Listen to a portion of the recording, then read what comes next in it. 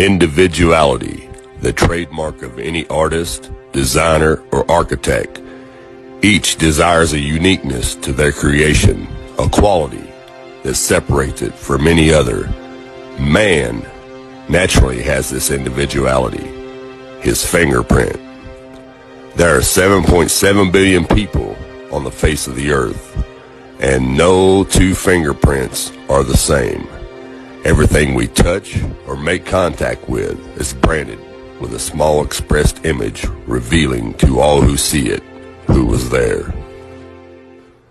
Around 1200 AD, a man named Leonardo Pisano, better known as Fibonacci, who was a famous mathematician from the Republic of Pisa, considered to be the most talented mathematician of the Middle Ages, Pisano discovered a sequence of numbers that created a very interesting pattern. The sequence begins with the numbers 1, 1, 2, 3, 5, 8, 13, 21, 34, and continues indefinitely. Each number is obtained by adding the last two digits together.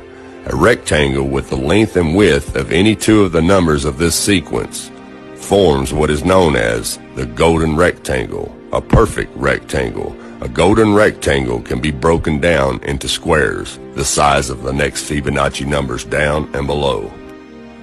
If we were to take a perfect or a golden rectangle, break it down into smaller squares based on Fibonacci's sequence, and divide each with an arc, the patterns begin to take shape. We begin to see Fibonacci's spiral. The spiral in and of itself is insignificant. Its importance is revealed in where we find it. Take, for example, the sunflower. The display of its florets are in perfect spirals of 55, 34, and 21, the sequence of Fibonacci. The fruitlets of the pineapple create the same spiral based on the sequence. The pine cone does the same. As currents move through the ocean and the tide rolls onto the shore, the waves that bring in the tide curve into a spiral that can be mathematically diagrammed onto a plot at the points 1, 1, 2, 3, 5, 8, 13, 21, 34, and 55. Buds on trees, sand dollars, starfish, petals on flowers, and especially the nautilus shell are formed with this exact same blueprint. With each segment of growth, the nautilus adds to itself one more value on Fibonacci scale. This blueprint can be seen around us on a small scale every day. But the greatest example of all is directly above our heads. Even the spiral of the celestial bodies above us are formed with the exact design that the tiny shell is formed.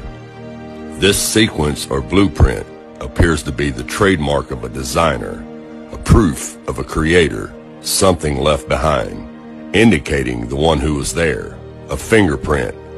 As we scan our universe, from the tiny flower to the celestial bodies above, we see the fingerprint of God.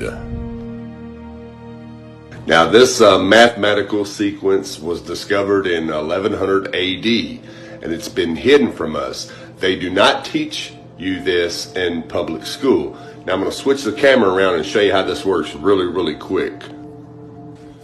Okay, we start the sequence out with a simple rectangle, and then we make smaller rectangles within that rectangle. Okay, now here's the sequence. 1 plus 1 equals 2. 1 plus 2 equals 3. 2 plus 3 equals 5. 3 plus 5 equals 8. And the sequence can just continue on indefinitely. There's no end to it.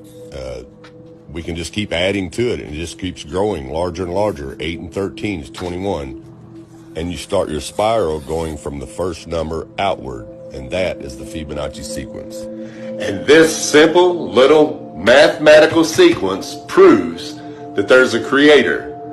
And there's a reason why the government would not allow this, well, actually not allow it. They won't fund this sequence to be taught in public schools.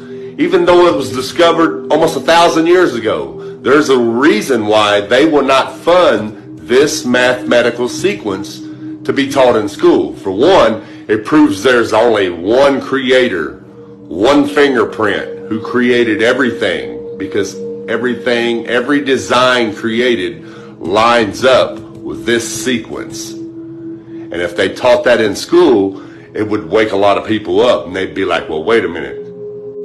Everything on Earth has this same mathematical design, all the way down to our own DNA.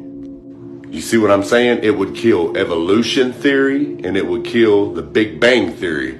That's why this is not allowed to be taught in the public schools. It's time to wake up, people. Thanks for watching, and God bless.